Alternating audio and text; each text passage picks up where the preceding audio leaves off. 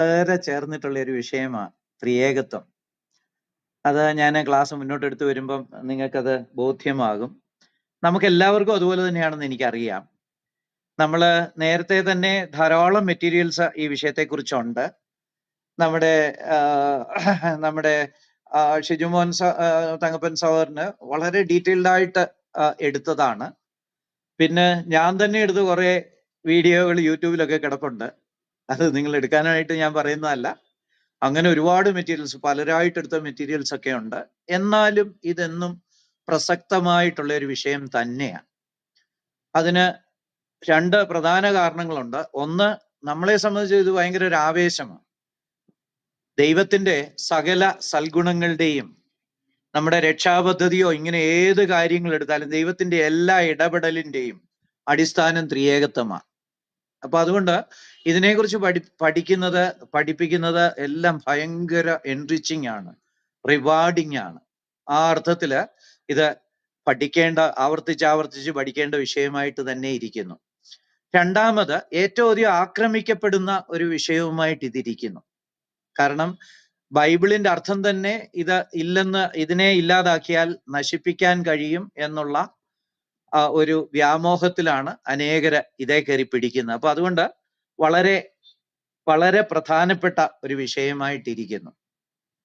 ഞാൻ ഇത് വളരെ ലളിതമായിട്ട് ഒരുപാട് ബുദ്ധിമുട്ടുള്ള കാര്യങ്ങളിലേക്ക് പോകാതെ എല്ലാവർക്കും മനസ്സിലാകത്തക്ക വിധത്തില് ഒരു തീരെ പ്രിലിമിനറിയും അല്ല, എന്നാൽ ഒരുപാട് അഡ്വാൻസ്ഡും അല്ലാത്ത രണ്ടിന്റെ ഇടയ്ക്കുള്ള ഒരു അപ്രോച്ചിലാണ് ഈ സെഷനെ കാണുന്നത്. ദൈവം നമ്മളെല്ലാം സഹായിക്കട്ടെ. എല്ലാവരും പ്രാർത്ഥനയോടുകൂടെ ഇരിക്കണം. ഞാൻ ഇതിന്റെ സ്കീം ഓഫ് പ്രസന്റേഷൻ പറയാം. 3 ക്ലാസ് ആണ് ഉദ്ദേശിക്കുന്നത്. 3 ക്ലാസ് കൊണ്ട് തീരുമോന്ന് എനിക്കറിയത്തില്ല. ഏതായാലും തീർക്കാനായിട്ട് ശ്രമിക്കാം. ഞാൻ നേരത്തെ ഒരെണ്ണം യൂട്യൂബിൽ കിടക്കുന്ന 8 സെഷൻസ് ആണ്. 8 സെഷൻസ് ഒക്കെ നോക്കാൻ ആളുകൾക്ക് കഴിയുകയില്ലെന്ന് എനിക്ക് തന്നെ അറിയാം. 8 സെഷനുകളുള്ള 8 മണിക്കൂറിലധികമുള്ള ഇതെല്ലാം പഠിക്കത്തക്ക സമയവും അതിനുള്ള ക്ഷമയും കിട്ടത്തില്ല. അതുകൊണ്ട് കുറച്ചുകൂടെ ബ്രീഫായിട്ട് ലളിതമായിട്ട് നമുക്കെല്ലാം കൂടെ ഈ കാര്യം ഒന്ന് വിശകലനം ചെയ്യാനുള്ള ഒരു ശ്രമമാണ് ഞാനിവിടെ ചെയ്യുന്നത്. അപ്പം ഇതിനകത്ത് ആദ്യം ഞാൻ ഒരു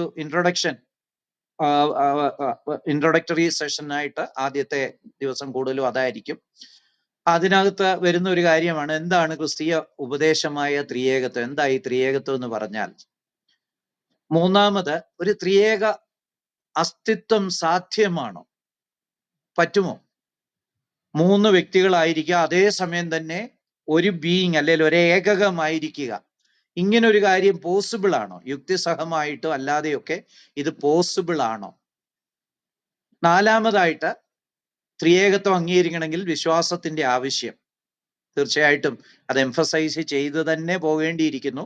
ഇതിന്റെ തിയറി എല്ലാം പഠിച്ചാലും ആത്യന്തികമായിട്ട് വിശ്വാസം ഉണ്ടെങ്കിലേ നമുക്കത് സ്വീകരിക്കാനായിട്ട് പറ്റത്തുള്ളൂ. അഞ്ചാമതായിട്ട്, ത്രിയേകത്വത്തിനുള്ള വേദപുസ്തക അടിസ്ഥാനം.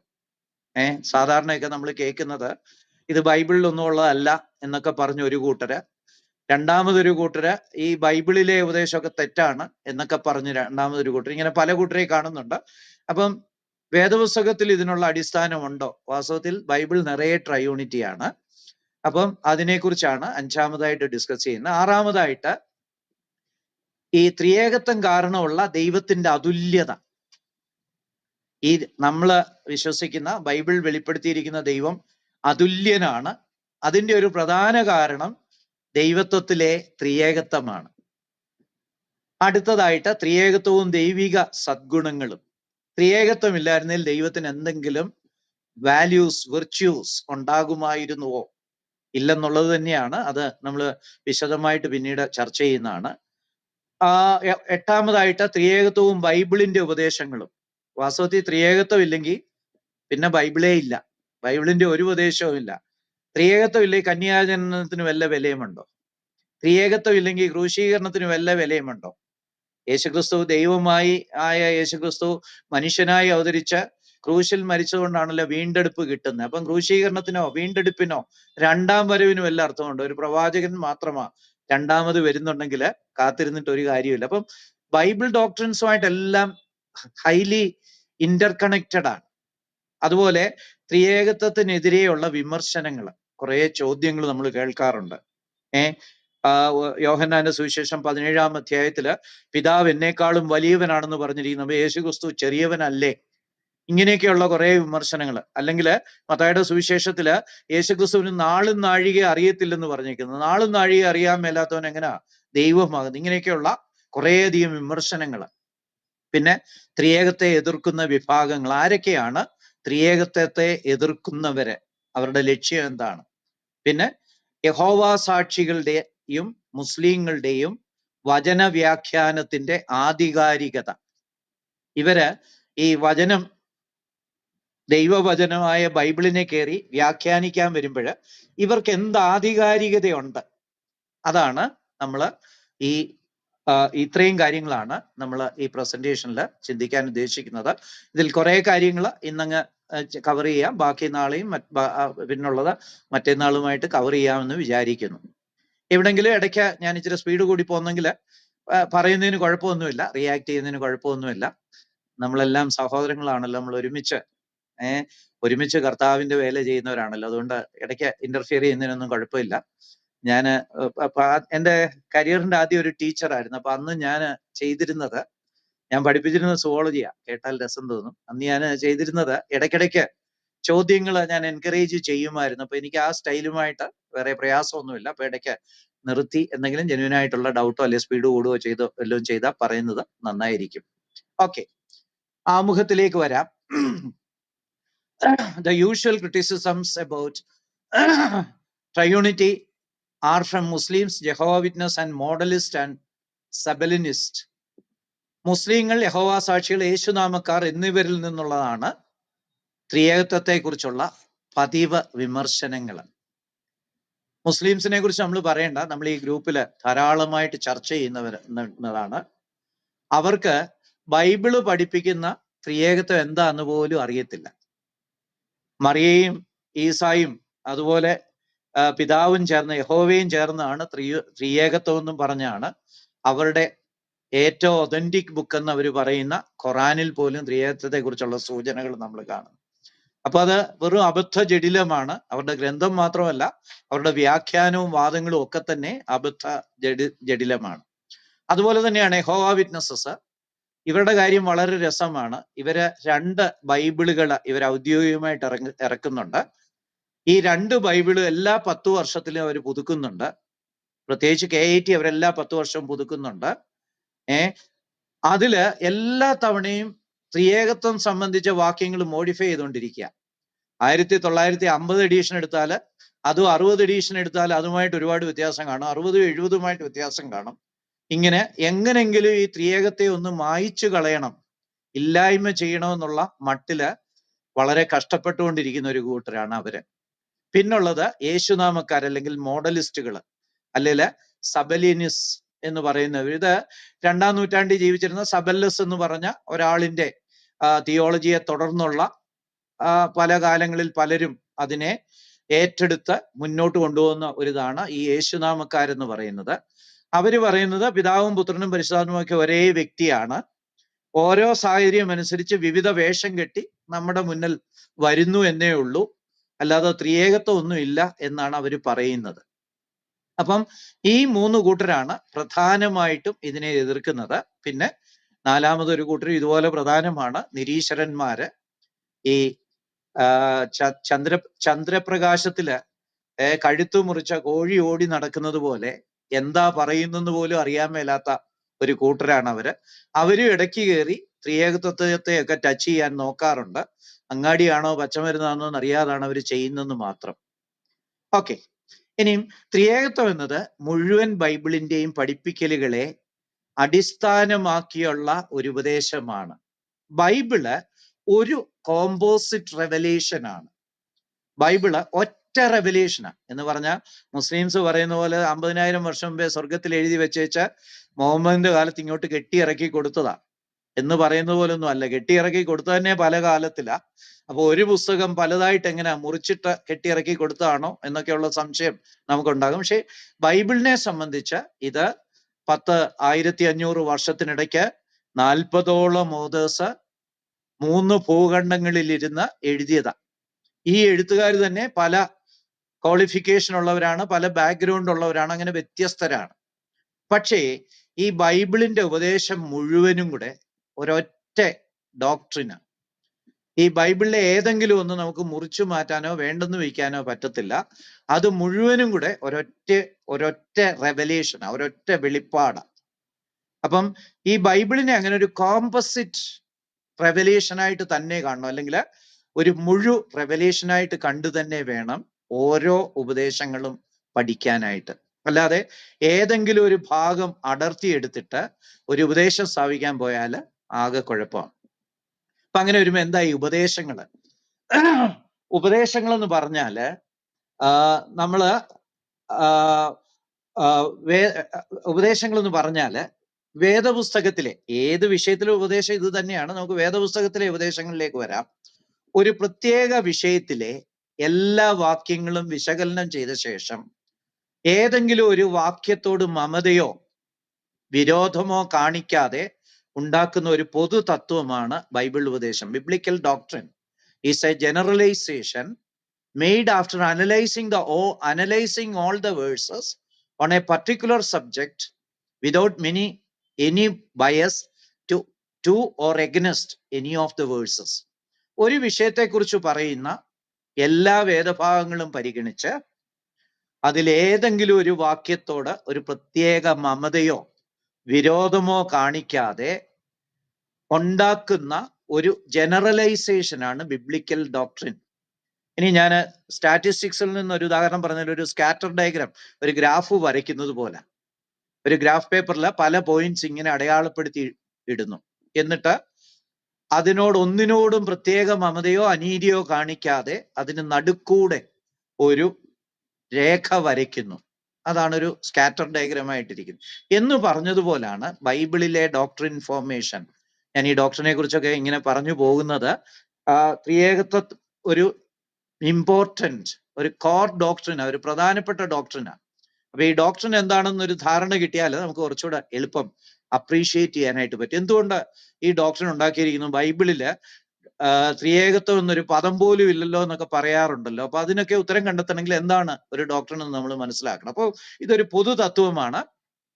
അതുണ്ടാക്കിയിരിക്കുന്നത് ഒരു വിഷയത്തെക്കുറിച്ച് ബൈബിളിൽ പറഞ്ഞിരിക്കുന്ന എല്ലാ വാക്യങ്ങളും കൂടെ പരിഗണിച്ചിട്ട് ഒരു വാക്യത്തോടും അനീതി ചെയ്യാതെയും പ്രത്യേക മമത കാണിക്കാതെ ഉണ്ടാക്കുന്ന ഒരു പൊതു തത്വം, ഒരു തത്വനിർമ്മാണം. അതാണ് doctrine formation. One cannot live without doctrines.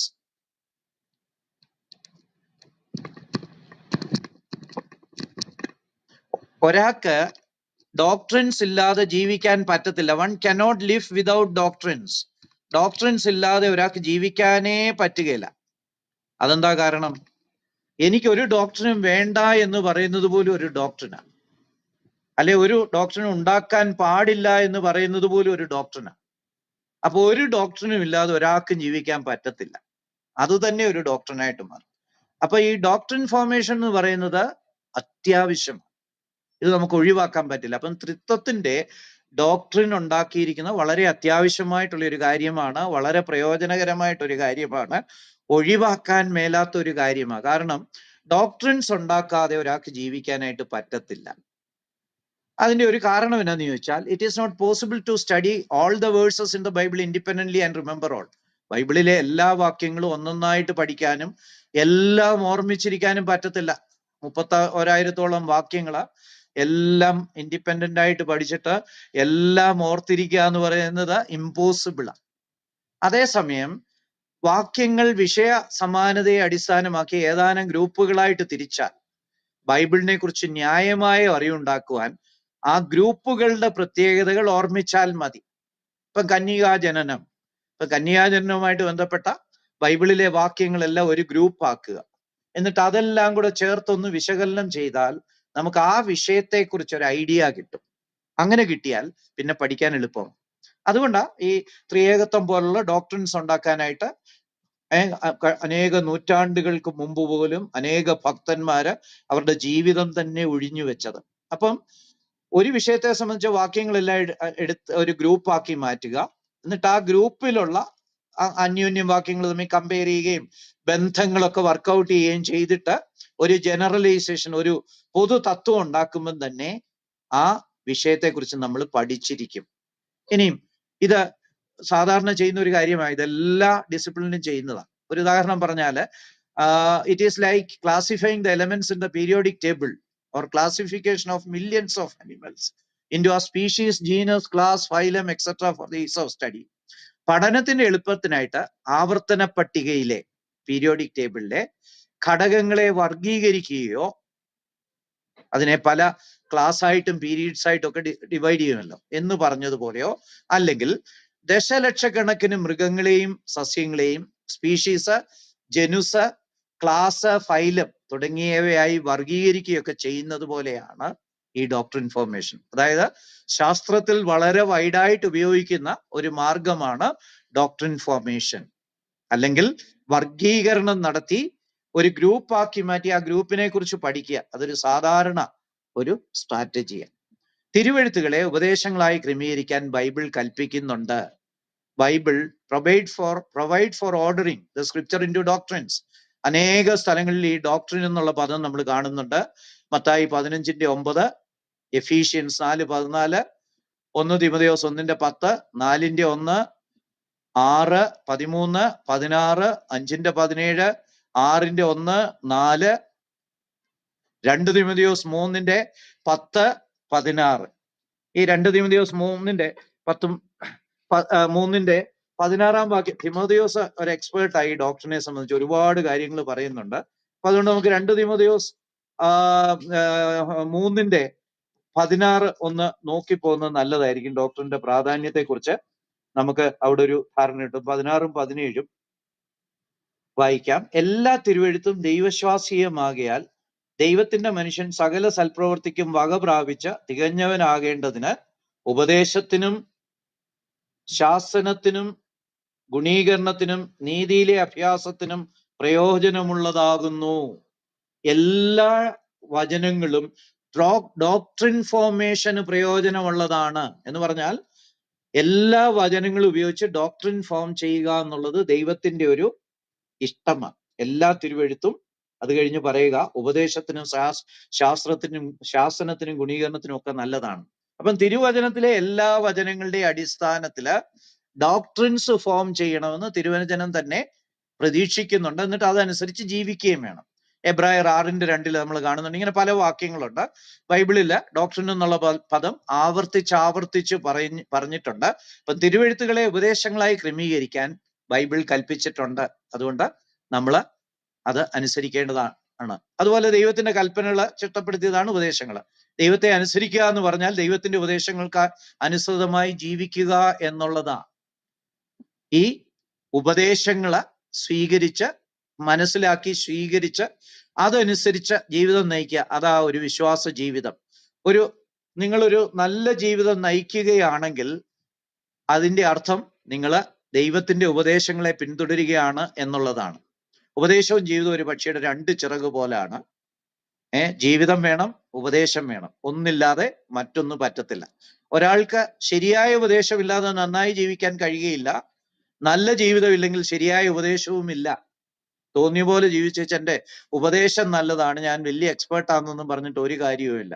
അതുപോലെ ഉപദേശമില്ലാതെ നന്നായിട്ട് ജീവിക്കാനും പറ്റത്തില്ല. അപ്പം ഈ ഡോക്ട്രിൻസ് എല്ലാം വളരെ പ്രധാനമാണ്. ത്രിയേകത്വോപദേശം ദൈവത്തിന്റെ നിലനിൽപ്പിന്റെ പ്രകൃതിയെക്കുറിച്ചാണ്.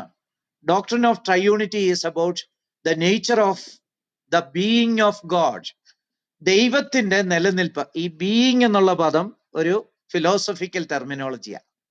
അത് ഒരു എൻറ്റിറ്റി എന്നൊക്കെ വേണേ മനസ്സിലാക്കാം, ഒരു ജീവഘടന, ബീയിങ്. അപ്പം ദൈവത്തിന്റെ ആ ജീവഘടന അല്ലെ ദൈവം ഒരു എൻറ്റിറ്റി ആയിട്ട് നിലകൊള്ളുന്നു, അതിനെക്കുറിച്ചുള്ള ഡോക്ട്രിനാണ് doctrine of trinity. Doctrine of trinity is about the nature of the being of God. ത്രിയേകത്വോപദേശം ദൈവത്തിന്റെ നിലനിൽപ്പിന്റെ, എക്സിസ്റ്റൻസിന്റെ അല്ലെ ദൈവത്തിലുള്ള ആ ദൈവിക പ്രകൃതിയെ കുറിച്ചുള്ളതാണ്. ദൈവിക പ്രകൃതിയെ കുറിച്ച് പറയുന്ന, അതിനെക്കുറിച്ച് ഉണ്ടാക്കിയിരിക്കുന്ന ഉപദേശമാണ് ട്രയൂണിറ്റി. നിലനിൽപ്പ് അഥവാ അസ്തിത്വം അഥവാ ഉണ്മ അഥവാ പൊരുൾ എന്നാൽ സ്വയ അവബോധത്തോടു കൂടിയുള്ള അസ്തിത്വം എന്നർത്ഥം. ഈ ബീയിങ് എന്നുള്ള പദം എന്ന് പറഞ്ഞാല് അതിന് മലയാളത്തിൽ ഒരു കൃത്യം വാക്ക് കിട്ടാൻ വലിയ വിഷമമാണ്. നിലനിൽപ്പ് എന്ന് വേണേൽ ട്രാൻസ്ലേറ്റ് ചെയ്യാം, അസ്തിത്വം എന്ന് വേണേൽ പറയാം, ഉണ്മ ആ ഒറിജിനാലിറ്റി, ഒറിജിനലി വാട്ട്, അല്ലെ പൊരുൾ, സ്വയ അവബോധത്തോടു കൂടിയുള്ള അസ്തിത്വം എന്നാണ് ഇതിന്റെ എല്ലാം അർത്ഥം. ഒരാളുടെ അസ്തിത്വം, ആ ആളിന്റെ പ്രകൃതി, ആ ആളിന്റെ ഉള്ളിലുള്ളത് എന്താണ്, അതിനെക്കുറിച്ചുള്ളതാണ്. ദ നേച്ചർ ഓഫ് ബീയിങ്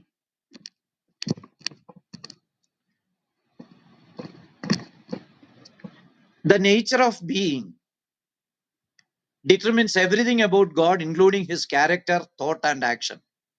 ദൈവത്തിന്റെ ഉണ്മയുടെ പ്രകൃതി, ദൈവത്തിന്റെ സ്വഭാവം, ചിന്ത, പ്രവൃത്തി എന്നുൾപ്പെടെ എല്ലാം നിർണ്ണയിക്കുന്നു. അപ്പം ദൈവത്തിന്റെ സ്വഭാവവും ദൈവത്തിന്റെ പ്രവൃത്തിയും ദൈവത്തിന്റെ ചിന്തയും ഇതെല്ലാം ദൈവത്തിന്റെ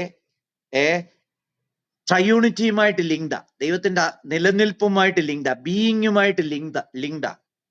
ദൈവത്തിന്റെ ത്രിയേകത്വം പഠിച്ചാലേ നമുക്ക് ദൈവത്തെക്കുറിച്ച് മനസ്സിലാക്കാനായിട്ട് സാധിക്കത്തുള്ളൂ.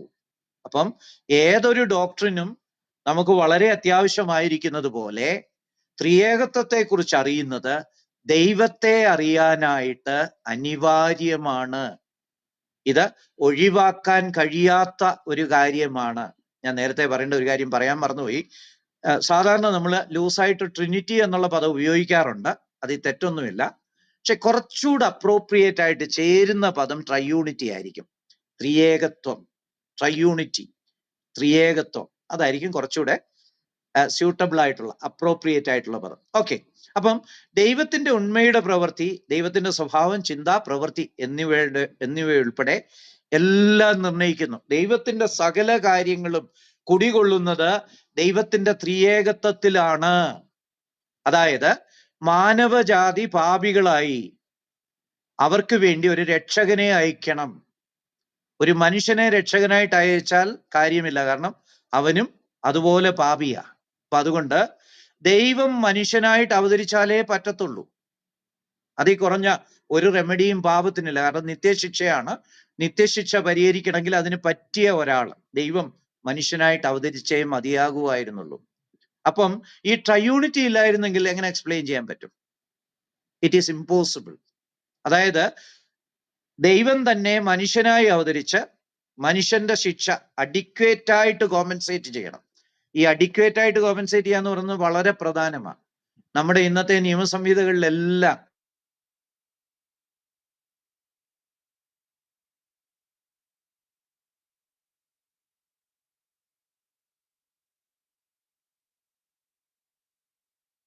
Adequate compensation.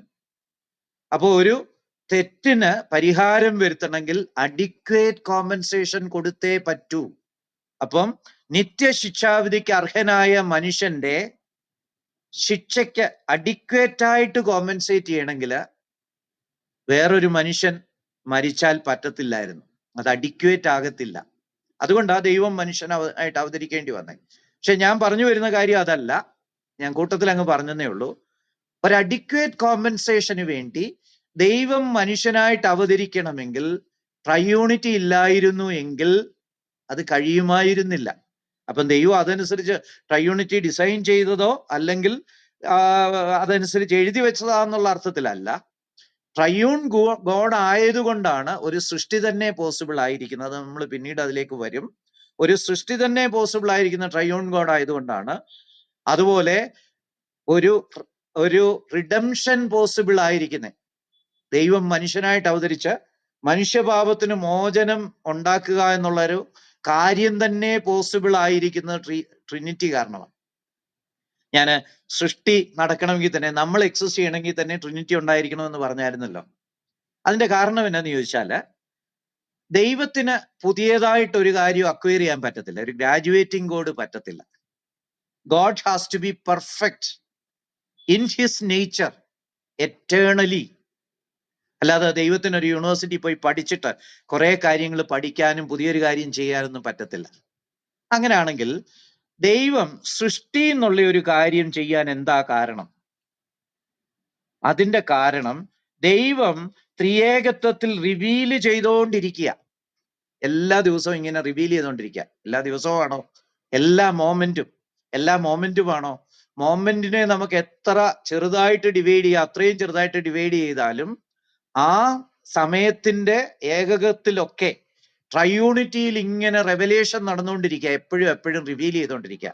പിതാവ് പുത്രൻ റിവീൽ ചെയ്യുന്നു, പുത്രൻ പിതാവിന് റിവീൽ ചെയ്യുന്നു, പരിശുദ്ധാത്മാവ് പുത്രൻ റിവീൽ ചെയ്യുന്നു, പരിശുദ്ധാത്മ പിതാവിന് റിവീൽ ചെയ്യുന്നു, പിതാവും പുത്രനും പരിശുദ്ധാത്മാവിന് റിവീൽ ചെയ്യുന്നു. ഇങ്ങനെ ഓൾവേസ് റെവലേഷൻ എന്ന് പറയുന്നത് ദൈവത്തിന്റെ ഒരു നേച്ചറാണ്, ദൈവത്തിന്റെ ഒരു ക്യാരക്ടറാണ്. ദൈവത്തിന്റെ ക്യാരക്ടറിൽപ്പെട്ട ഒരു കാര്യമേ ദൈവത്തിനുള്ളൂ. ക്യാരക്ടറിൽ പെടാത്ത ഒരു കാര്യവും ദൈവം ചെയ്യത്തില്ല. അപ്പം ഈ റെവലേഷൻ എന്ന് പറയുന്ന ദൈവത്തിന്റെ ഒരു ക്യാരക്ടർ എറ്റേണലി. എന്താ കാരണം? ട്രയൂണിറ്റി ഉള്ളത് കൊണ്ട്. ട്രയൂണിറ്റി ഇല്ലായിരുന്നെങ്കിൽ ഒരു യൂണിറ്ററി ഗോഡ് ആയിരുന്നില്ല. ഇപ്പൊ അള്ളാഹുവിനെ സങ്കല്പിക്കുക. അള്ളാഹു തന്നെ ഇങ്ങനെ ഇരിക്കുക. ആരോടാ കമ്മ്യൂണിക്കേറ്റ് ചെയ്യുന്നേ? ആരോടാ റിലേറ്റ് ചെയ്യുന്നേ? ആരോടാ റിവീൽ ചെയ്യുന്നേ? ആരുമില്ല. പുള്ളി തന്നെ ഇങ്ങനെ ഏകനായിട്ടിരിക്കുക. അങ്ങനെ ഏകനായിട്ടിരുന്ന് മുഷിഞ്ഞു നശിച്ചിട്ട് ഒരു ദിവസം സൃഷ്ടിക്കാമെന്ന് അങ്ങ് തീരുമാനിക്കാന്ന് വിചാരിക്കുക. പക്ഷെ അങ്ങനെ തീരുമാനിക്കാൻ അള്ളാഹുവിന് പറ്റത്തില്ല.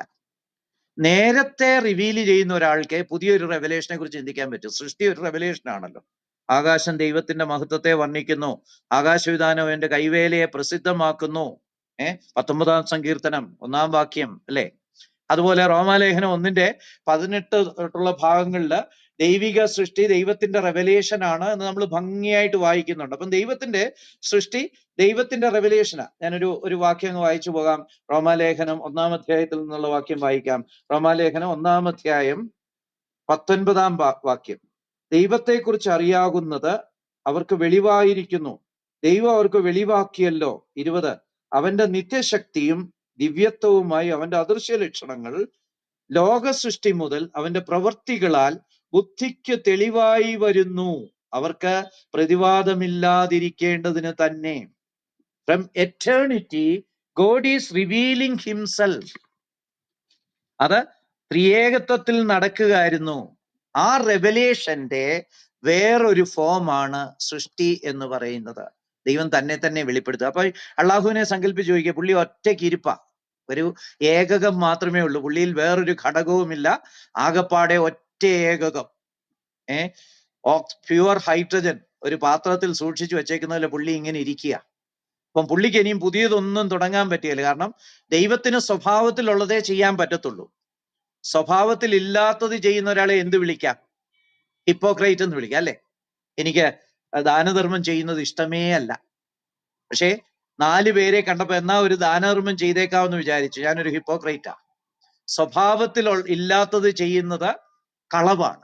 അപ്പം ദൈവത്തിന് സ്വഭാവത്തിലുള്ളത് മാത്രമേ ചെയ്യാൻ പറ്റത്തുള്ളൂ. അപ്പൊ അങ്ങനെയാണെങ്കിൽ ത്രിയേകത്വം ഉള്ളത് കൊണ്ടാണ് ദൈവം സൃഷ്ടിക്കാൻ പോലും മുതിർന്നത്. അപ്പം ത്രിയേകത്വം ഒഴിവാക്കിയ ഒന്നും പറ്റത്തില്ല, ഒരു ഡോക്ടറിനും പറ്റത്തില്ല. അപ്പൊ ഞാൻ പറഞ്ഞു വരുന്നത്, ഈ ദൈവത്തിന്റെ പ്രകൃതിയെക്കുറിച്ച് കൂടുതൽ മനസ്സിലാക്കിയ ഒരാൾക്ക് ദൈവത്തെ കൂടുതൽ നന്നായിട്ട് അറിയാം.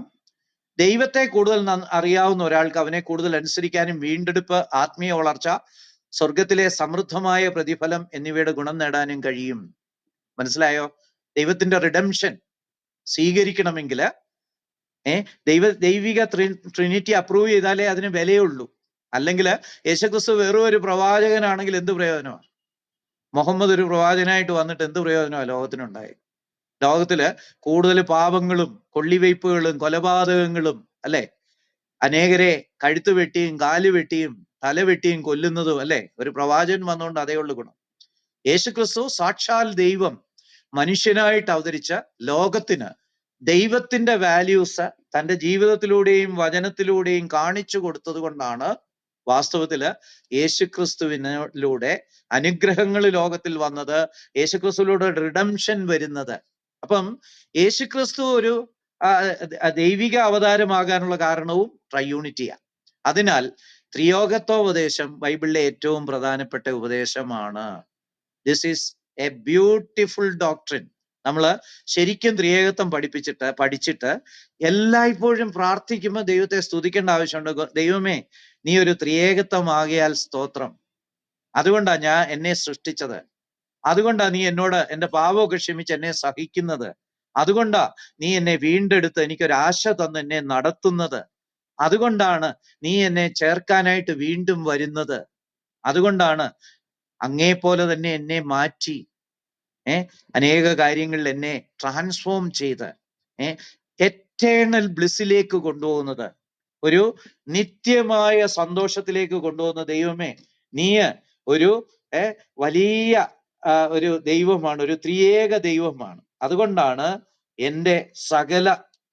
അതാണ് എൻ്റെ സകല നന്മയുടെയും അടിസ്ഥാനം എന്നറിഞ്ഞ് നമുക്ക് ദൈവത്തെ ആരാധിക്കാനും നമസ്കരിക്കാനും മാത്രമല്ല ദൈവിക വിർച്യൂസ് പ്രാപിക്കാൻ ശ്രമിക്കാനും ഒക്കെ സാധിക്കുന്നത് ഈ ത്രിയേകത്വം കൊണ്ടാണ്. അപ്പൊ അതുകൊണ്ട് ഇത് വളരെ മനോഹരമായിട്ടുള്ള ഒരു ഡോക്ടറിനാ. അയ്യോ, ഇതൊരു ഡിഫിക്കൽട്ട് ഡോക്ടറിനാ, ഇത് വേണ്ടായിരുന്നു എന്നൊക്കെ ചിന്തിക്കുന്ന ക്രിസ്ത്യാനികളും ചിലരൊക്കെ ഉണ്ടായിരിക്കാം. എന്നാൽ അങ്ങനെ ഒരു ഡിഫിക്കൽട്ട് ഡോക്ടറിനൊന്നും അല്ല ത്രിയേകത്വം. ദൈവത്തെക്കുറിച്ചുള്ള ഡിഫിക്കൽറ്റി എന്ന് പറയുന്നത് അതിലൊന്നും അല്ല. എറ്റേണിറ്റി എന്ന് പറഞ്ഞാൽ എന്നാ? ഓൾ പവർഫുൾ എന്ന് പറഞ്ഞാൽ എന്താ? നോൺ മെറ്റീരിയൽ ഗോഡ് എന്ന് പറഞ്ഞാൽ എന്താ?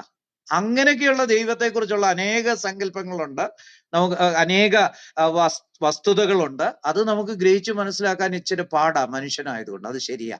പക്ഷെ ഈ ത്രിയേകത്വം എന്ന് പറയുന്നത് നമുക്ക് മനസ്സിലാകത്തക്ക വിധത്തിൽ ദൈവം വെളിപ്പെടുത്തിയിട്ടുള്ള ഒരു ഡോക്ടറിൻ തന്നെയാണ്. അത് മനസ്സിലാക്കാൻ ഒരു ഇച്ചിരി ബുദ്ധിമുട്ടൊക്കെ ഉണ്ടെന്ന് സമ്മതിക്കാമെങ്കിലും ഇത് ഒരാൾക്ക് അംഗീകരിക്കാനും ആസ്വദിക്കാനും ദൈവിക നന്മകൾ പ്രാപിക്കാനും തക്കവണ്ണം മനസ്സിലാകത്തക്ക വിധത്തിലുള്ള ഒരു ഡോക്ടറിൻ തന്നെയാണ്. അതുകൊണ്ട് ദയവ് ചെയ്ത ഇതിനെ ഒരു ഡിഫിക്കൽട്ട് ഡോക്ടറിനായിട്ട് ഈ ത്രിയേകത്വം ഒന്നും വേണ്ടായിരുന്നു, ഒരു യൂണിറ്ററി ഗോഡ് മതിയായിരുന്നു എന്ന് ചിന്തിക്കാനായിട്ട് ഇടയാകരുത്.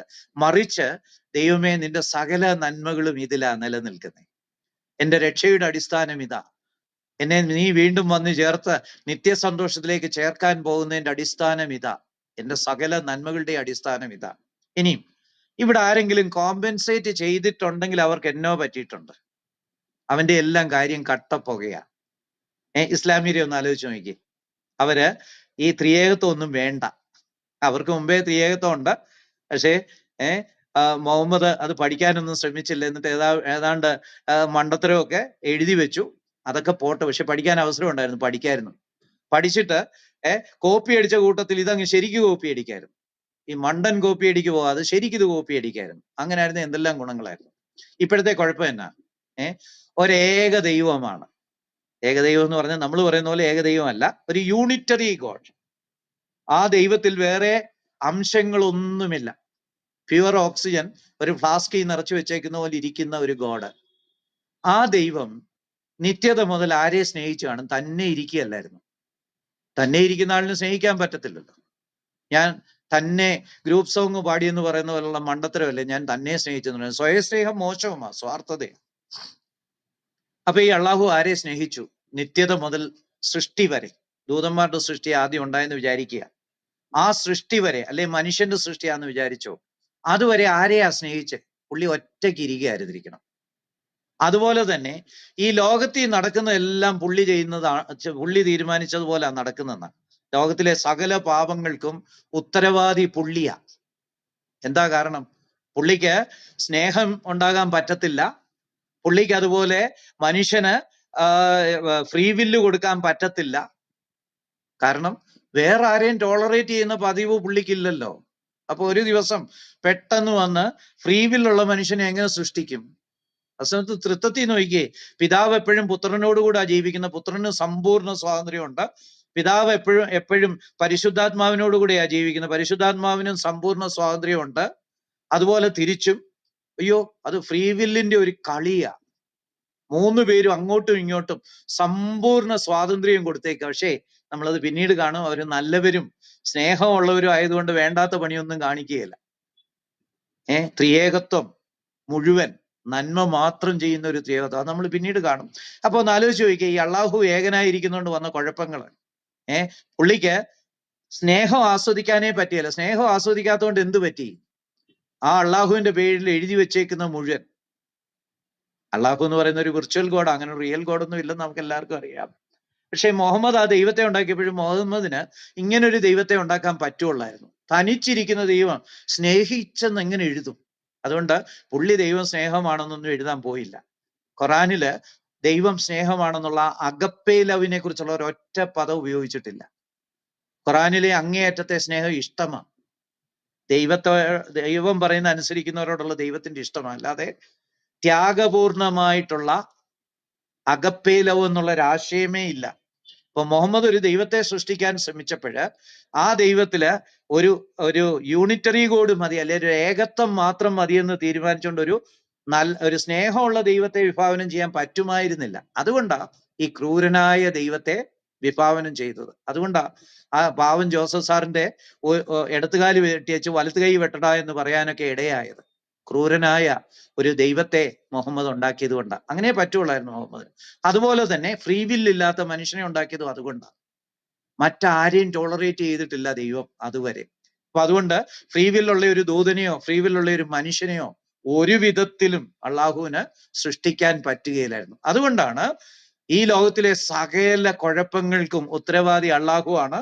സകല പാപങ്ങളും അള്ളാഹു ഇച്ഛിച്ച ഉണ്ടാകുന്നത് ഈ ലോകത്തിൽ എന്നൊക്കെ പറഞ്ഞ് ഒട്ടും ആർക്കും അംഗീകരിക്കാൻ കഴിയാത്ത ഇതുപോലുള്ള കൊനഷ്ടു പിടിച്ച ഡോക്ട്രിൻസ് ഒക്കെ ആ പുസ്തകത്തിൽ എഴുതി വെക്കാനായിട്ട് മുഹമ്മദിന് ഖാസിമിന് കാരണമായി തീർന്നത് അതുകൊണ്ടാണ്. അപ്പം ഈ ഡോക്ട്രിൻ എന്ന് പറയുന്നത് വളരെ വളരെ പ്രധാനപ്പെട്ടത്. അതുകൊണ്ട് ഇതിനെക്കുറിച്ച് നമ്മൾ ദൈവത്തിന് സ്തോത്രം പറയണം, അതോർത്ത് ദൈവത്തെ ആരാധിക്കണം, ദൈവത്തെ മഹത്വപ്പെടുത്തണം. ഇത് മനസ്സിലാക്കാനായിട്ട് അങ്ങ് തച്ചനിരുന്ന് ശ്രമിക്കണമെന്ന് ഐ വാണ്ട് ടു ലേൺ. കാരണം ഇത് ദൈവത്തെക്കുറിച്ചുള്ള കാര്യമാണ്, ദൈവത്തിന്റെ നേച്ചറിനെ കുറിച്ചുള്ള കാര്യമാണ്, ദൈവത്തിന്റെ സ്വഭാവത്തെ കുറിച്ചുള്ളതാണ്, ദൈവത്തിന്റെ പ്രവൃത്തിയെ കുറിച്ചുള്ളതാണ്, ദൈവത്തിന്റെ വീണ്ടെടുപ്പിനെ കുറിച്ചുള്ളതാണ്. അപ്പം ഇത് വളരെ അനുഗ്രഹീതമായ ഒരു ഡോക്ടറിനാണ്. ഇനി നമുക്ക് എന്താണ് ത്രിയേകത്വം എന്ന് ഉള്ളതിലേക്ക് വരാം. The doctrine of triunity holds that there is one God who eternally exists.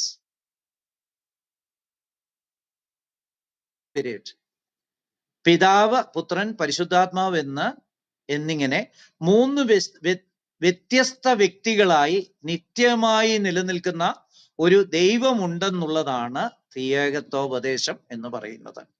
പിതാവ്, പുത്രൻ, പരിശുദ്ധാത്മാവ് എന്നിങ്ങനെ മൂന്ന് വ്യത്യസ്ത വ്യക്തികൾ അവര് നിത്യമായിട്ട് ഒരു ദൈവമായിട്ട് നിലകൊള്ളുന്നു.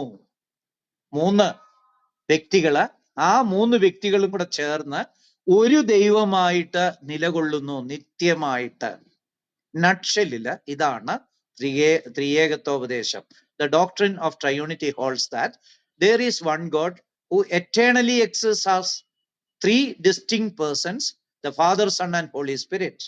പുത്രൻ, പരിശുദ്ധാത്മാവ്, പിതാവ്, പുത്രൻ, പരിശുദ്ധാത്മാവ് എന്നിങ്ങനെ മൂന്ന് വ്യത്യസ്ത വ്യക്തികളായി നിത്യമായി നിലനിൽക്കുന്ന ഒരു ദൈവം ഉണ്ടെന്നുള്ള പഠിപ്പിക്കലാണ് ത്രിയേകത്വോപദേശം.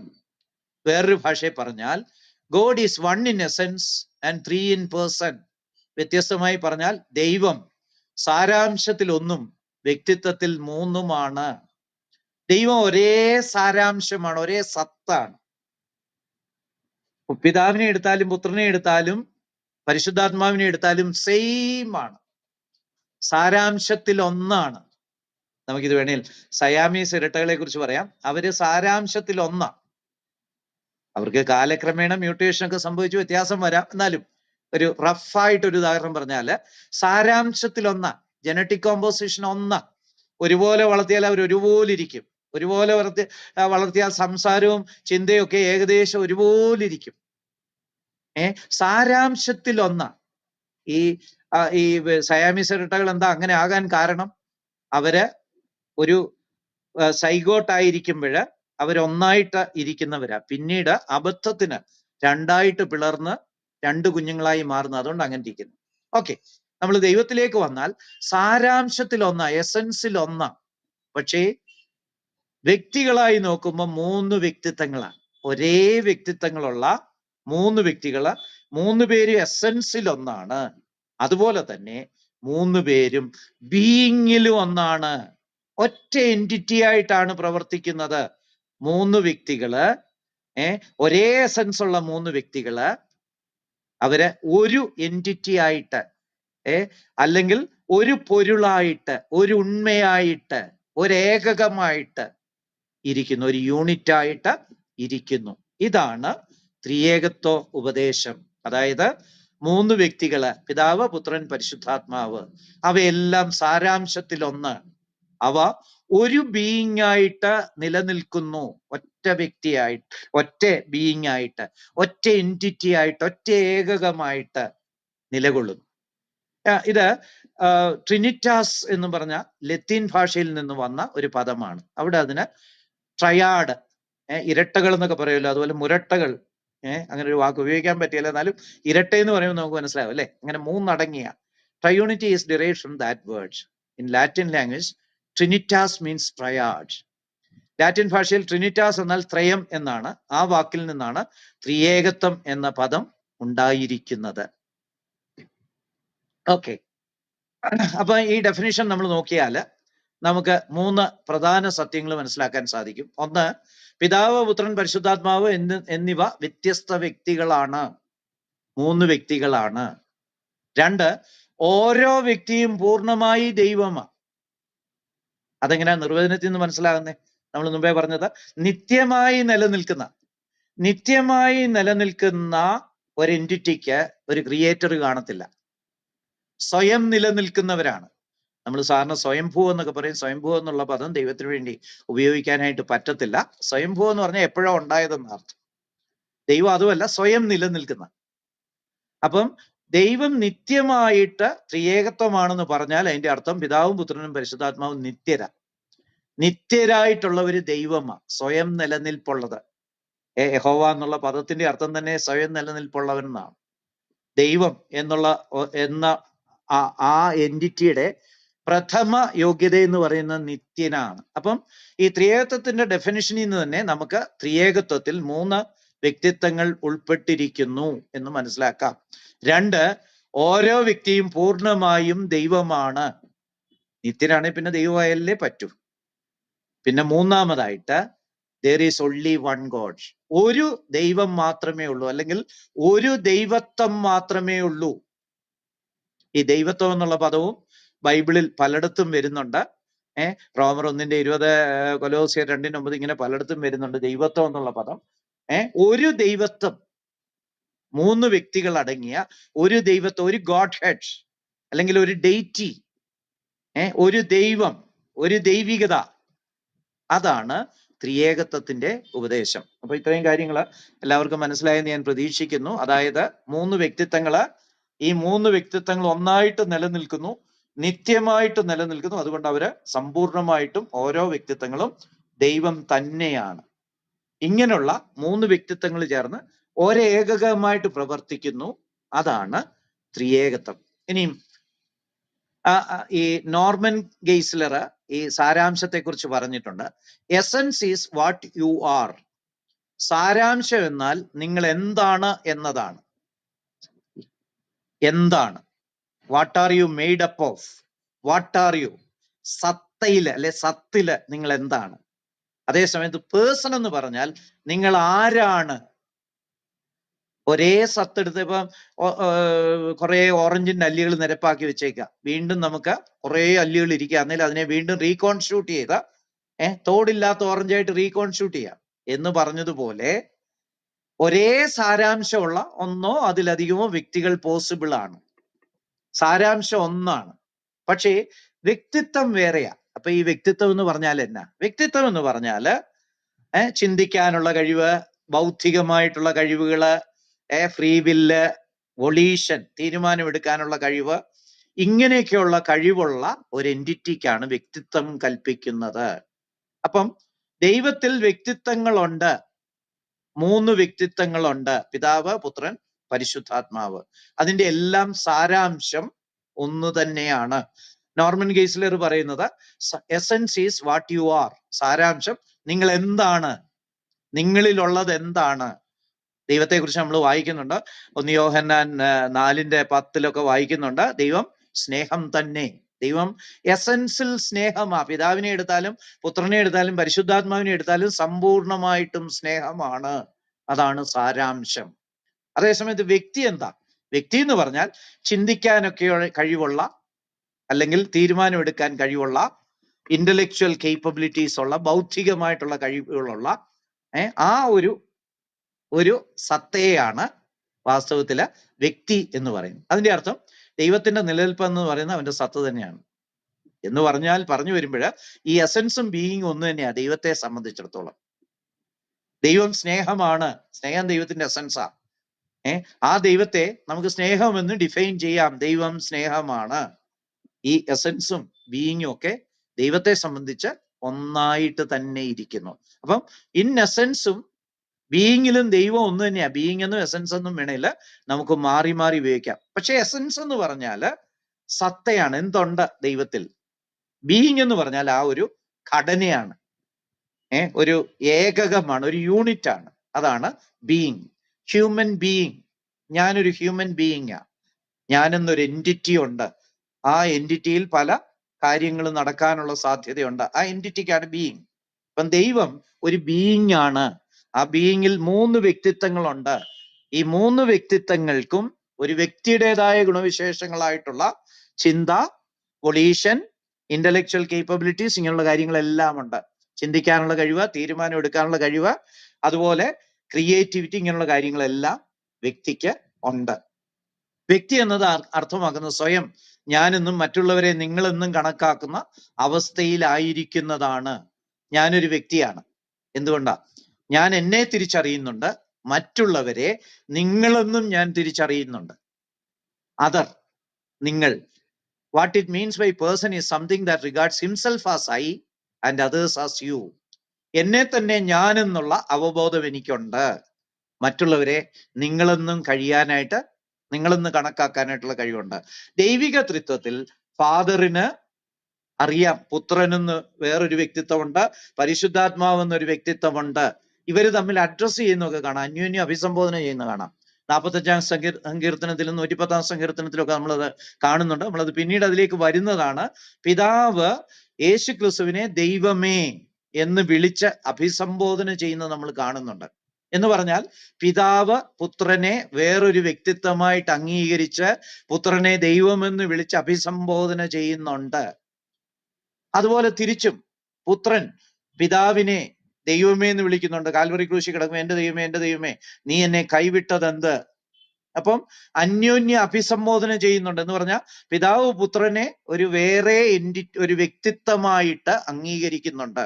പുത്രൻ പിതാവിനെ വേറെ ഒരു വ്യക്തിത്വമായിട്ട് അംഗീകരിക്കുന്നുണ്ട്. അതുപോലെ പരിശുദ്ധാത്മാവിനെയും ഒരു വ്യക്തിത്വമായിട്ട് അംഗീകരിക്കുന്നുണ്ട്. അത് നമ്മൾ പിന്നീട് വരുമ്പോൾ പരിശുദ്ധാത്മാവിന്റെ വ്യക്തിത്വത്തെ കുറിച്ച് കൂടുതൽ ചിന്തിക്കാം. Thus in triunity, person means a distinct subject with regards himself as an I and the other two as you. അതായത് ത്രിയേകത്വത്തിൽ വ്യക്തി എന്നാൽ ഓരോ ഞാന്മാരും മറ്റു രണ്ടുപേരെയും നിങ്ങളെന്ന് കണക്കാക്കുന്ന അവസ്ഥയിലായിരിക്കുന്നതാണ്. അതായത് പിതാവ് മറ്റു രണ്ടുപേരായിട്ട് അംഗീകരിച്ച് അവരെ ഇടയ്ക്ക് അഭിസംബോധന ചെയ്ത് അവരുമായിട്ട് കമ്മ്യൂണിക്കേറ്റ് ചെയ്ത് അവരുമായിട്ട് സ്നേഹം പകർന്ന് ഇങ്ങനെ ഇരിക്കുന്ന അവസ്ഥയാണ് ത്രിയേകത്വം. അതുപോലെ പുത്രനും പിതാവിനെയും പരിശുദ്ധാത്മാവിനെയും സ്നേഹിക്കുകയും കമ്മ്യൂണിക്കേറ്റ് ചെയ്യുകയും റിവീൽ ചെയ്യുകയും ഇങ്ങനെയുള്ള കാര്യം ചെയ്തുകൊണ്ടിരിക്കുന്നു. അതുപോലെ പരിശുദ്ധാത്മാവും അങ്ങോട്ടും ഇങ്ങോട്ടും ചിന്തിക്കുകയും അതുപോലെ കാര്യങ്ങൾ ചർച്ച ചെയ്യുകയും സ്നേഹിക്കുകയും ഒക്കെ ചെയ്തുകൊണ്ടിരിക്കുന്നു. ഈ 3 വ്യക്തികളും പൂർണ്ണതയും അനന്തതയും ഉള്ളവരാണെന്നും അതിനാൽ അവരോരോരുത്തരും വ്യക്തിപരമായി ദൈവം തന്നെയാണെന്നും ത്രിയേകത്വം വിവക്ഷിക്കുന്നു. ഈ 3 വ്യക്തിത്വങ്ങളും പൂർണ്ണതയുള്ളവയാണ്, അനന്തതയുള്ളവയാണ്, എറ്റേണൽ ആണ്. ഞാൻ നേരത്തെ ആ ആസ്പെക്ട് ഒന്ന് പറഞ്ഞുപോയി. ഇവര് നിത്യമായിട്ടുള്ള ഒരു ത്രിയേകത്വമാണ്. അതുകൊണ്ട് 3 പേരും എറ്റേണൽ ആണ്. എറ്റേണൽ ആണ്. എറ്റേണിറ്റി എന്ന് പറഞ്ഞാൽ അബ്സല്യൂട്ട്നെസ്സും അതുപോലെ പെർഫെക്റ്റ്നെസ്സും ഒക്കെ ഓട്ടോമാറ്റിക് ആയിട്ട് അതിന്റെ കൂട്ടത്തിൽ വരുന്ന കാര്യങ്ങളാണ്. അത് പിന്നീട് ഒരു സമയത്ത് നമുക്ക് ചിന്തിക്കാം. ഏതായാലും ഇത്രയും ഓർത്തിരിക്കുക, ഈ 3 വ്യക്തികളും സമ്പൂർണതയുള്ളവരാണ്, അവർ എറ്റേണൽ ആണ്. അതിനാൽ അവർ ഓരോരുത്തരും വ്യക്തിപരമായി ദൈവം തന്നെയാണ്. പിതാവ് ദൈവമാണ്, പുത്രൻ ദൈവമാണ്, പരിശുദ്ധാത്മാവ് ദൈവമാണ്. നമ്മൾ അനന്യാസിന്റെയും സഫീറയുടെയും കാര്യത്തില് അപ്പോസ്തല പ്രവൃത്തി 5-ാം അധ്യായത്തില് 4-ാം വാക്യത്തില് ദൈവത്തോട് വ്യാജം കാണിച്ചു എന്ന് പറയുന്നെങ്കിൽ ഒരു ഭാഗത്ത് ദൈവത്തോട് വ്യാജം കാണിച്ചെന്ന് പറഞ്ഞിട്ട് അടുത്ത ഭാഗത്ത് പരിശുദ്ധാത്മാവിനോട് വ്യാജം കാണിച്ചത് എന്തെന്ന് പറയുന്നു. അപ്പം പരിശുദ്ധാത്മാവിനെ ദൈവം എന്ന് നേരിട്ട് വിളിച്ചേക്കുക. അപ്പൊ ഈ 3 പേരെയും നേരിട്ട് ദൈവമെന്ന് വിളിക്കുന്ന ഭാഗങ്ങളുണ്ട്. അതുകൊണ്ട് പിതാവും പുത്രനും പരിശുദ്ധാത്മാവും ദൈവമാണ്. 3 വ്യക്തിത്വങ്ങളും സമ്പൂർണരാണ്, നിത്യരാണ്. അതാണ് ഈ ബൈബിള് പഠിപ്പിക്കുന്ന ത്രിയേകത്വം. അപ്പം ഇതാണ് ത്രിയേകത്വത്തിന്റെ ഒരു നട്ട്ഷെല്ലിലുള്ള ഒരു വിശദീകരണം. ഐക്യത്തിൽ വർത്തിക്കുന്ന ഈ 3 വ്യക്തികളും ഐക്യത്താൽ ഉണ്ടാകുന്ന ദൈവത്വവും ഒരുപോലെ പൂർണ്ണതയും അനന്തതയും ഉള്ളവയാണ്. അത് അടുത്ത സ്റ്റേജാണ്. അതായത് ഈ 3 പേരും സമ്പൂർണതയുള്ളവരാണ്, ദൈവത്വം ഉള്ളവരാണ്, 3 വ്യക്തികളാണ്. ഇതൊക്കെ ശരിയാണെങ്കിലും ഇവര് 3 പേരും ചേർന്നുണ്ടാകുന്ന ആ ഏകകത്തിനും പൂർണ്ണതയും അനന്തതയും ഉള്ള ഒരേകകമാണ്. അതായത് പിതാവ് പൂർണ്ണതയും നിത്യതയും ഉള്ളവനാണ്, അതുപോലെ പുത്രനും പൂർണ്ണതയും നിത്യതയും ഉള്ളവനാണ്, പരിശുദ്ധാത്മാവും പൂർണ്ണതയും നിത്യതയും ഉള്ളവനാണ്. അതുപോലെ ഇവർ 3 പേരും ചേർന്ന് ഒരു എൻറ്റിറ്റി ആയിട്ട് വർത്തിക്കുമ്പോൾ ആ എൻറ്റിറ്റിയായ ദൈവത്തിനും പൂർണ്ണതയുണ്ട്. നമ്മൾ ഗണിതശാസ്ത്രത്തില് infinity plus infinity plus infinity, എത്ര ഇൻഫിനിറ്റി ചേർന്നാലും ഒരു ഇൻഫിനിറ്റി ആണ് അതിന്റെ result. Infinity plus infinity plus infinity, അങ്ങനെ ഇൻഫൈനൈറ്റ് ടൈം എഴുതിയാലും അവസാനം അതിന്റെ ഉത്തരം കിട്ടുന്നത് ഇൻഫിനിറ്റിയാ. അനന്തത പ്ലസ് അനന്തത പ്ലസ് അനന്തത സമം അനന്തത. അപ്പം പിതാവും പുത്രനും പരിശുദ്ധാത്മാവും പൂർണ്ണതയുള്ള ദൈവിക വ്യക്തിത്വങ്ങളാണ്. ഇവർ 3 പേരും ചേർന്ന് ഒരു ബീയിങ് അല്ലെങ്കിൽ ഒരു എൻറ്റിറ്റി, ഒരു ഘടന ഉണ്ടായിരിക്കുന്നു. അതാണ് ബൈബിൾ വിവക്ഷിക്കുന്ന ഏകദൈവം. ആ ഏകദൈവം സമ്പൂർണതയുള്ള ഏകദൈവമാണ്. ഇതാണ് ഒരു നട്ട്ഷെല്ലില് ത്രിയേകത്വത്തെ കുറിച്ച് പറയാനുള്ളത്. ദൈവം ത്രിയേകത്വമായി നിലനിൽക്കുന്നതെന്ന് ബൈബിൾ നേരിട്ട് പറയുന്നില്ല. ഇത് സാധാരണ ഒരു വലിയ വിമർശനമാണ്. ബൈബിളിൽ ത്രിയേകത്വം എന്നുള്ള പദം ഉപയോഗിച്ചിട്ടില്ല. അപ്പം പിന്നെ നിങ്ങൾ എന്തിനാ ഇത്? മുസ്ലിം സഹോദരന്മാരും അതുപോലെ മോഡലിസ്റ്റുകളും യേശുനാമക്കാരും യഹോവ സാക്ഷികളും ഒക്കെ പറയുന്നതാണ്. ബൈബിളിൽ എവിടാ ത്രിയേകത്വം എന്നൊന്ന് പറഞ്ഞിരിക്കുന്നു? ഒന്ന് കാണിച്ചു തന്നെ. ബൈബിളിൽ എവിടാ ദൈവം എന്ന് പറഞ്ഞിരിക്കുന്നു? ഒന്ന് കാണിച്ചു തന്നെ. അത് വെറും ഫോഷത്തരമായിട്ടുള്ള ചോദ്യമാണ്. അതായത് ഇന്ത്യൻ ഭരണഘടനയുടെ ചർച്ചകൾ നമുക്ക് ലഭിക്കും. കോൺസ്റ്റിറ്റ്യൂവന്റ് അസംബ്ലിയിൽ നടന്ന ചർച്ചകൾ. അവര് സെക്കുലറിസം എഴുതി ചേർക്കണമെന്ന് ഒരുപാട് ചർച്ച ചെയ്തു. അവസാനം സെക്കുലറിസം എഴുതി ചേർത്തില്ല. പിന്നീട് അത് 1975 ഇന്ദിരാഗാന്ധിയാണ് പിന്നീട് ഭരണഘടന അമെൻഡ് ചെയ്ത് സെക്കുലറിസം നമ്മുടെ പ്രിയാമ്പിളിൽ എഴുതി ചേർത്തത്. സെക്കുലറിസം ആദ്യം ഉണ്ടായിരുന്നില്ല. നമ്മൾ ആ ചർച്ച എടുത്ത് നോക്കിയാൽ ആ ചർച്ചയിൽ അവർ ഭയങ്കര പ്രഗത്ഭന്മാരായ വക്കീലന്മാരും ബാരിസ്റ്ററുകളും അതുപോലെ രാഷ്ട്രീയ നേതാക്കളും ചിന്തകരും പ്രൊഫസേഴ്സും നിയമജ്ഞരും ഒക്കെ ആയിരുന്നു.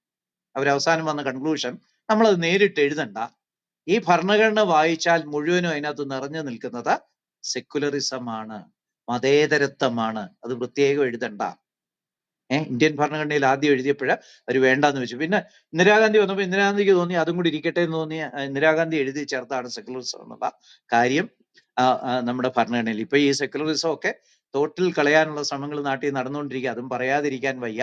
ഏതായാലും ഇന്ത്യൻ ഭരണഘടന ഒറിജിനലായിട്ട് നോക്കിയാൽ സെക്കുലറിസം എന്ന പദമേ ഇല്ല. അതുകൊണ്ട് അതിനകത്ത് സെക്കുലറിസം ഇല്ലായിരുന്നു.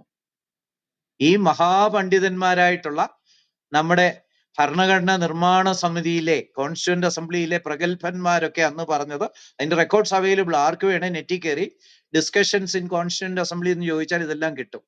ഇപ്പം കോടതികളും ഇത് റെഫർ ചെയ്ത് പല വിധികളും പുറപ്പെടുവിക്കുന്നുണ്ട്.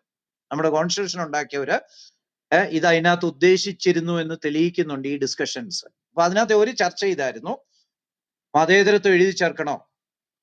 അപ്പൊ അന്ന് എല്ലാവരും കൂടെ തീരുമാനിച്ചു ഇനി പ്രത്യേകം എഴുതി ചേർക്കേണ്ടത്, ഇതിനകത്ത് മുഴുവൻ നമുക്ക് മതേതരത്വം അങ്ങ് കുത്തി നിറച്ചു കളയാം.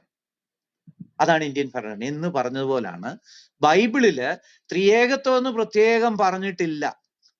പകരം ബൈബിളിൽ നിറയെ ത്രിയേകത്വമാണ് നിൽക്കുന്നത്. നേരിട്ട് പറയാത്തത് കൊണ്ട് അതില്ല എന്ന് പറയുന്നത് വെറും ഭോഷത്വമാണ്. ഇന്ത്യൻ ഭരണഘടനയിൽ മതേതരത്വം ഇല്ലായിരുന്നതുകൊണ്ട് 75 വരെ ഇന്ത്യയിൽ മതേതരത്വം ഇല്ലായിരുന്നെന്ന് ആരെങ്കിലും പറയുമോ? ഇല്ല. ഇന്ത്യൻ ഭരണഘടനയിൽ അതുണ്ടായിരുന്നത് ഇംപ്ലൈഡ് ആയിരുന്നു. ഒരു ഗ്രന്ഥവും എല്ലാ കാര്യങ്ങളും എഴുതി ചേർത്ത് നമുക്ക് തിയോളജിക്ക് ലോകത്തുള്ള എല്ലാ തിയോളജിക്കൽ വിഷയങ്ങളും കൂടെ ക്രോഡീകരിച്ചാൽ എനിക്ക് തോന്നുന്നു 50,000 പേജെങ്കിലും നിറയ്ക്കാൻ കാണും. ഇതെല്ലാം കൂടെ ബൈബിളിൽ ചേർത്ത് ബൈബിളിനെ ഒരു തിയോളജിക്കൽ ഗ്രന്ഥമാക്കാമായിരുന്നു. ദൈവം അത് ഉദ്ദേശിച്ചേ ഇല്ല. ബൈബിള് മനുഷ്യന്റെ വീണ്ടെടുപ്പിനെ കുറിച്ച് അവനോട് സംവേദിക്കുന്ന ഒരു ഗ്രന്ഥമാണ്. അതാണ് അതിനകത്തെ പ്രൈമറി മെസ്സേജ്. പാപിയായ മനുഷ്യനെ ദൈവം രക്ഷിക്കാനായിട്ട് എങ്ങനെ പ്രസാദിച്ചിരിക്കുന്നു എന്നുള്ള കാര്യം മനുഷ്യന് ബോധ്യം വരുത്തി അവനെ സ്വർഗത്തിലേക്ക് കൊണ്ടുപോകാനുള്ള ഒരു പ്രമാണമാണ്, ഒരു റെവലേഷനാണ് ബൈബിൾ. അപ്പൊ അതുകൊണ്ട് ഈ തിയോളജി മുഴുവൻ അതിനകത്ത് എഴുതി ചേർക്കണമെന്നൊന്നും ദൈവം ആഗ്രഹിച്ചില്ല. പക്ഷേ ബൈബിൾ എടുത്തു നോക്കിയാൽ നിറയെ ത്രിത്വമാണ്. ബൈബിൾ ഭാഗങ്ങൾ അത് വ്യംഗ്യമായിട്ട് വ്യക്തമാക്കുന്നുണ്ട്. നേരിട്ട് പറയുന്നെങ്കിലും വ്യംഗ്യമായിട്ട് പറഞ്ഞിരിക്കുന്നതിനാൽ സ്വീകരിക്കപ്പെട്ടിരിക്കുന്ന സമാനമായ ഉപദേശങ്ങളുണ്ട്. ബൈബിളിൽ മാത്രമല്ല, ഞാൻ ഭരണഘടനയുടെ കാര്യം പറഞ്ഞു, ബൈബിളിൽ തന്നെ വേറെ പല ഉപദേശങ്ങളും ഉണ്ട് അതുപോലത്തെ. ഇപ്പം ദൈവത്തിന്റെ സ്വഭാവങ്ങളായിട്ടുള്ള സർവശക്തിത്വം നേരിട്ട് പറഞ്ഞിട്ടുണ്ട്. പക്ഷേ സർവവ്യാപിത്വവും അതുപോലെ സർവജ്ഞാനിത്വവും ഒക്കെ ഒരു ബുദ്ധിയുള്ള ഒരുത്തിന് മനസ്സിലാകാവുന്ന രീതിയിലൊക്കെ പറഞ്ഞിട്ടുണ്ട്. പക്ഷേ ഞാൻ സർവജ്ഞാനിയായ ദൈവമാണെന്ന് ദൈവം അരുളി ചെയ്യുന്നു, അല്ലെ ഞാൻ സർവ്വവ്യാപിയായ ദൈവമാണെന്ന് ഞാൻ അരുളി ചെയ്യുന്നു എന്നൊന്നും പറയുന്നില്ല. പക്ഷെ അതെല്ലാം അങ്ങ് ഇംപ്ലൈഡാ. ഇനിയും ഖുറാൻ എടുത്താലോ, ഖുറാനിൽ ദൈവത്തെക്കുറിച്ചുള്ള പല കാര്യങ്ങളും ഇല്ല. ആ ഖുറാനിലല്ലേ എന്നാ ഉള്ളേ? ഇവരുടെ ഈ എത്ര നേരം നോമ്പെടുക്കണമെന്ന് അതിനകത്തുണ്ടോ? അല്ലെ സക്കാത്തിനെ കുറിച്ചുള്ള കാര്യങ്ങളുണ്ടോ? അതിനകത്ത് പലതും ഇല്ല. എന്നിട്ട് ആരൊക്കെയോ എവിടൊക്കെയോ എഴുതി വെച്ച മറ്റ് ഗ്രന്ഥങ്ങളുടെയൊക്കെ അടിസ്ഥാനത്തിലാണല്ലോ ഇവരുണ്ടാക്കുന്നത്. ഞാൻ പറഞ്ഞു വരുന്നത്, നേരിട്ട് പറയുന്നില്ലെങ്കിലും ബൈബിളിൽ വ്യംഗ്യമായിട്ട് ഇതെല്ലാം ഭംഗിയായിട്ട് പറഞ്ഞു വെച്ചിട്ടുണ്ട്. ന്യായമായി ചിന്തിക്കുന്ന ഒരാൾക്ക് ആവശ്യമായ എല്ലാ ഡോക്ട്രിനും കൃത്യമായി കിട്ടത്തക്ക വിധത്തിലാണ് ബൈബിള് ഡിസൈൻ ചെയ്തിരിക്കുന്നത്. മാത്രമല്ല, ഒരു നോൺ സീരിയസ് ആയിട്ടുള്ള ഒരുത്തന് ഇതിലെ കാര്യങ്ങൾ കിട്ടണമെന്ന് ദൈവത്തിന് ഒട്ടും നിർബന്ധവുമില്ല. ഒരാള് എനിക്ക് ബൈബിളിൽ നിന്നുള്ള ഒരു കാര്യവും മനസ്സിലാക്കാനായിട്ട് ഒരു താല്പര്യവും ഇല്ല എന്ന് മുന്നമേ തന്നെ തീരുമാനിച്ചാല് അവനെ എങ്ങനെയും മനസ്സിലാക്കി എടുക്കണമെന്നുള്ള നിർബന്ധം ദൈവത്തിനില്ല. നമ്മള് ഫറവോനെ കുറിച്ച് വായിക്കുന്നുണ്ട്. ഫറവോൻ മോശയെ കാണുമ്പോൾ ആദ്യമേ പറയുന്നത്, ഞാൻ ഈ ദൈവത്തെ അറിയുകയില്ലെന്ന്, എനിക്ക് ഈ ദൈവത്തെ ഒന്നും വേണ്ട, നിന്റെ ദൈവത്തെ കൊണ്ട് നീ എവിടാന്നാ പൊക്കോളാനെന്നുള്ള മട്ടിലാണ് പറയുന്നത്. പക്ഷേ അതുകൊണ്ട് എന്തു പറ്റി? ദൈവം ഫറവോനെ കാഠിന്യത്തിനായിട്ട് ഏൽപ്പിച്ചു കളയുക. അപ്പം ഒരു ട്രൂ സീക്കർക്ക് കണ്ടുപിടിക്കത്തക്ക വിധത്തില് എല്ലാ കാര്യങ്ങളുമുള്ള ഒരു അക്ഷയ ഖനിയായിട്ടാണ് ദൈവം ബൈബിളിനെ ഉണ്ടാക്കിയിരിക്കുന്നത്. ഏത് ഒരു ന്യായമായിട്ട് അന്വേഷിക്കുന്നവനും സമ്പൂർണമായിട്ട് അവൻ ആവശ്യമായിട്ടുള്ള എല്ലാ ഡോക്ടറിനും കിട്ടത്തക്ക വിധത്തിൽ വളരെ മനോഹരമായിട്ടാണ് ദൈവം ബൈബിള് ഡിസൈൻ ചെയ്തിരിക്കുന്നത്. എന്നാൽ ഒരുത്തന് മനഃപൂർവമായിട്ട് എനിക്ക് ഇതിലുള്ളത് ഗ്രഹിക്കാൻ താല്പര്യമില്ല എന്ന് ഒരുത്തൻ ചിന്തിച്ചാൽ അവനെ എങ്ങനെങ്കിലുമൊക്കെ ഈ തിയോളജിയൊക്കെ എഴുതി വെച്ച് പഠിപ്പിച്ചു കളയാം എന്നുള്ള ഒരു ട്യൂഷൻ മാസ്റ്ററുടെ ഒരു ലെവലിലല്ല ബൈബിള് എഴുതി വെച്ചിരിക്കുന്നത്. അത് അങ്ങനെ ഒരു ഗ്രന്ഥം എഴുതി വെക്കാനും പറ്റില്ല. കാരണം പേജുകൾ ആഡ് ചെയ്ത് ഒരു മനുഷ്യന് ചുമന്നുകൊണ്ട് നടക്കാൻ മേലാത്ത അവസ്ഥയിലേക്ക് പോകേണ്ടതായിട്ട് വരും. ഓക്കെ, ഇനിയും ഈ 3 വ്യക്തിത്വങ്ങളും ദൈവങ്ങളായിരിക്കെ അവർ സ്വതന്ത്രമായി പ്രവർത്തിക്കുകയും ചെയ്തിരുന്നുവെങ്കിൽ അത് ബഹുദൈവത്വമാണ്.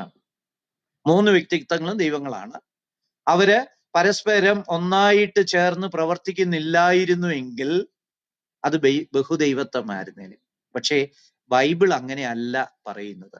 3 വ്യക്തിത്വങ്ങളും ഒരേകമായിട്ട് ഒരു ബീയിങ് ആയിട്ട് പ്രവർത്തിക്കുന്നെന്നാണ്. ഈ മുസ്ലിം സഹോദരന്മാർ പലരും, അതുപോലെ യഹോവ വിറ്റ്നസ്സിൽപ്പെട്ടവർ പലരും, മോഡലിസ്റ്റുകളും ഒക്കെ പറയും ക്രിസ്ത്യാനികള് 3 ദൈവങ്ങളെ കുറിച്ചാണ് പഠിപ്പിക്കുന്നത്, ബഹുദൈവ വിശ്വാസമാണ് അവർ പഠിപ്പിക്കുന്നതാണ്. ഇത് ഒന്ന് ശുദ്ധ മണ്ടത്തരമാണ്. 2 ഒരു ചർച്ചയിലോ തർക്കത്തിലോ അംഗീകരിക്കാത്ത ഒരു കാര്യമാണ്. അതിന് മൗഢ്യമെന്നോ അപസിദ്ധാന്തം എന്നൊക്കെ പറയാം. അതായത് ക്രിസ്ത്യാനികൾ വിശ്വസിക്കുന്ന ഒരു കാര്യത്തെ വേറൊന്നായിട്ട് പ്രൊജക്റ്റ് ചെയ്തിട്ട് അതിനെ ആക്രമിച്ച് തെറ്റാണെന്ന് തെളിയിക്കാൻ ശ്രമിക്കുന്നത് ഒരു ഹെരസിയാണ്. അതിന് സ്ട്രോമാൻ എന്ന് പറയും, അല്ലെ? വൈക്കോൽ മനുഷ്യനെ ഉണ്ടാക്കി കൊല്ലുന്ന പോലെ. അതായത് കോലം കത്തിക്കുന്നവരുടെ, മുഖ്യമന്ത്രിയുടെയോ പ്രധാനമന്ത്രിയുടെയോ ആരുടെയെങ്കിലും ഒക്കെ കോലം കത്തിച്ചിട്ട് പ്രധാനമന്ത്രിയെ കത്തിച്ചു എന്ന് പറയുന്നത് പോലെയുള്ളൂ. അത് വൈക്കോൽ മനുഷ്യനെ ഉണ്ടാക്കി അവനെ കൈകാര്യം ചെയ്യുന്നുള്ള കാര്യമാണ്.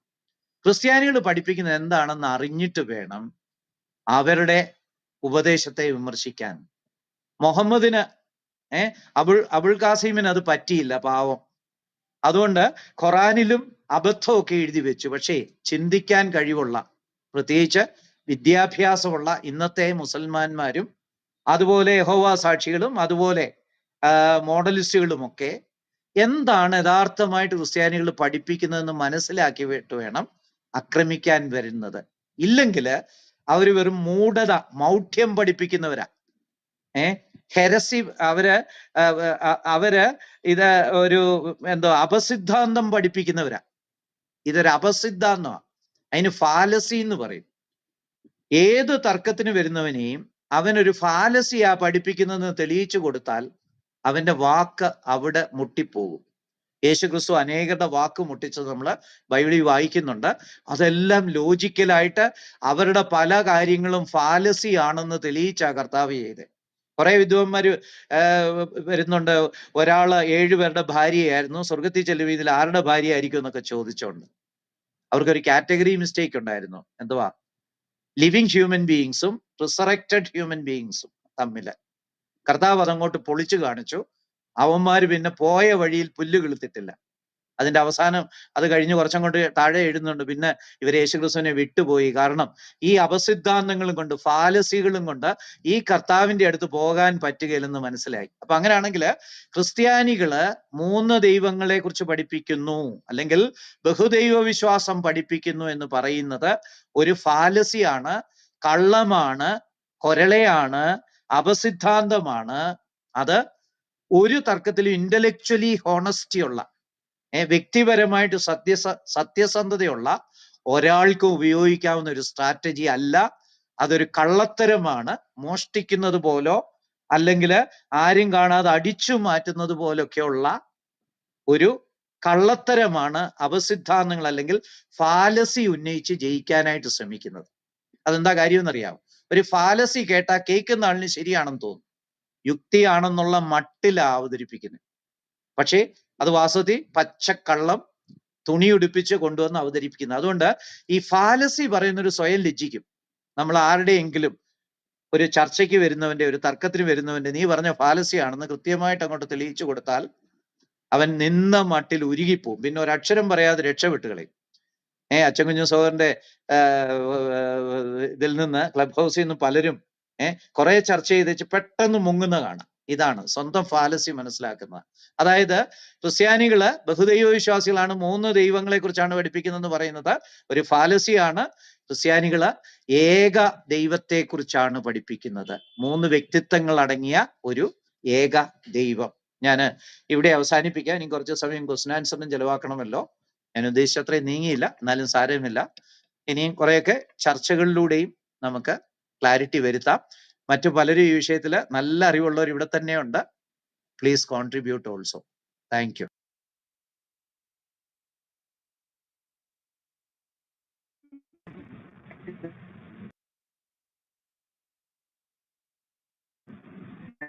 Thank you, Sharon.